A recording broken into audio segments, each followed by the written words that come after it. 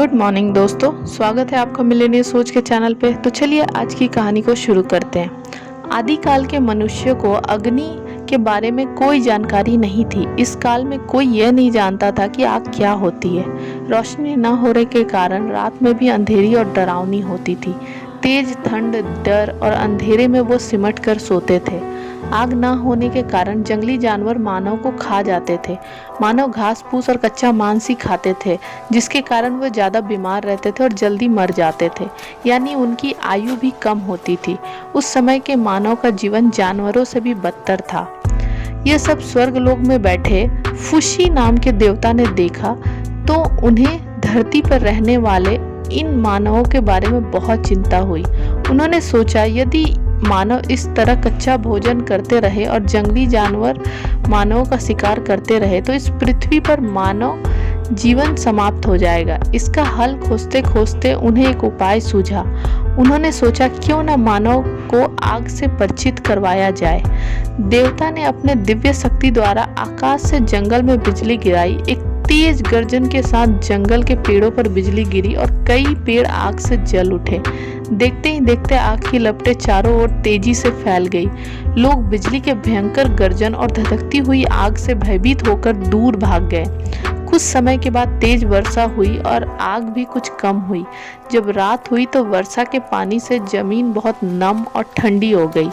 दूर भाग चुके लोग फिर से इकट्ठा हुए और डरते डरते पेड़ों पर जल रही आग को देखने लगे। लोगों ने देखा कि पहले जब रात होती थी तो जंगली जानवर हुंकार करते सुनाई देते थे, लेकिन अब ऐसा नहीं हुआ। क्या जंगली जानवर पेड़ों पर जलती हुई इस सुनहरी चमकीली चीज से डरते हैं? लोगों ने अब इस बारे में सोचना शुरू किया।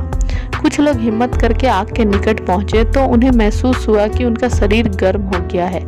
आश्चर्यचकित होकर उन्होंने और लोगों को भी बुलाया कि आओ देखो, यह जलती हुई चीज कितनी खतरनाक नहीं है, यह हमें रोशनी और गर्मी देती है। लोगों ने जब अपने आसपास आग से जलकर मरे जानवरों को देखा तो उन्हें उनके मांस से बहुत महकदार सुगंध आई।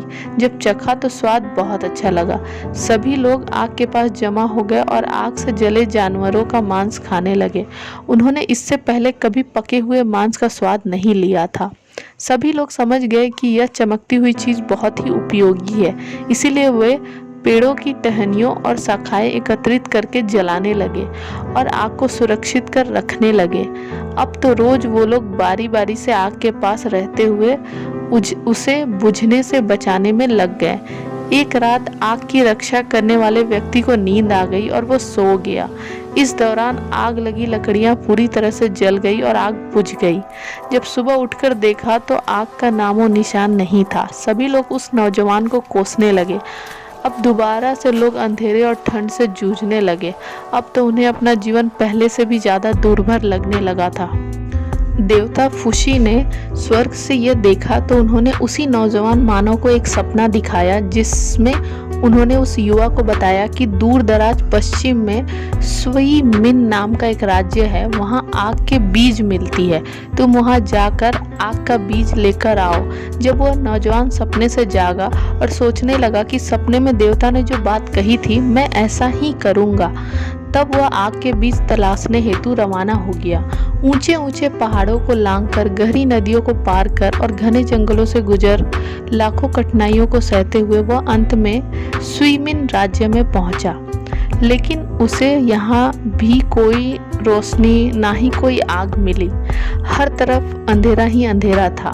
नौजवान को बड़ी निराशा हुई तो सुईमू नाम का एक किस्म का पेड़ के पास वह जाकर बैठ गया। अचानक नौजवान की आंखों के सामने चमक चौंधी और फिर चली गई। फिर एक चमक चौंधी, फिर चली गई, जिससे चारों ओर हल्की हल्की रोशनी हो गई। नौजवान तुरंत उठ खड़ा हुआ और चारों ओर नजर दौड़ाते हुए रोशनी की जगह ढूंढने लगा।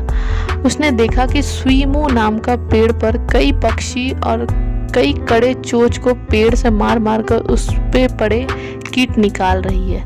जब एक बार एक पेड़ पे चोंच मारते हैं तो पेड़ में से तेज चिंगारी चौंध उठती है। यह देखकर नौजवान का दिमाग में विचार आया कि कहीं आग के बीच इसी प्रकार के पेड़ में से छिपे हुए तो नहीं है। यह सोचकर उसने तुरंत स्विमो पेड़ एक टहनी तोड़ी और उसे पेड़ पर ही रगड़ने लगा।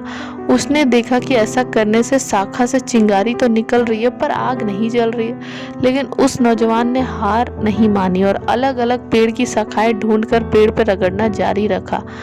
अंत में उसकी कोशिश रंग लाई। पेड़ की शाखा से धुआं निकला और फिर आग जल उठी। इस सफलता की खुशी में वह नौजवान की आंखों में आंसू भर आए। अब वो अपने गांव जाने के लिए चल पड़ा और लोगों के लिए आग के ऐसे बीज लाया था जो कभी खत्म नहीं होने वाले थे। और वो आग के बीज थे लकड़ी को रगड़ने से आग निकालने का तरीका। सब तभी से लोगों को आग के बारे में जानकारी हुई और वो उसका लाभ लेने लगे। अब तो ना उन्हें सर्दी सताती थी और न ही अंधेरे का डर था। आग लाने वाले नौजवान की बुद्धिमत्ता और बहादुरी का सम्मान करते हुए लोगों ने उसे अपना मुखिया चुना और उसे स्वी रन यानी कि आग लगाने वाला पुरुष कहते हुए सम्मानित भी किया। इसी के साथ आज की कहानी को यहीं पे ख़त्म करते हैं। मैं उम्मीद करती हूँ कि आपको ये कहानी बहुत अच्छी लगी होगी और अगर आपके कोई भी प्रश्न या सुझाव हैं तो कृपया कमेंट के माध्यम से हमें बताएं और बहुत जल्दी हम एक नई स्टोरी के साथ मिलेंगे। तब तक के लिए धन्यवाद।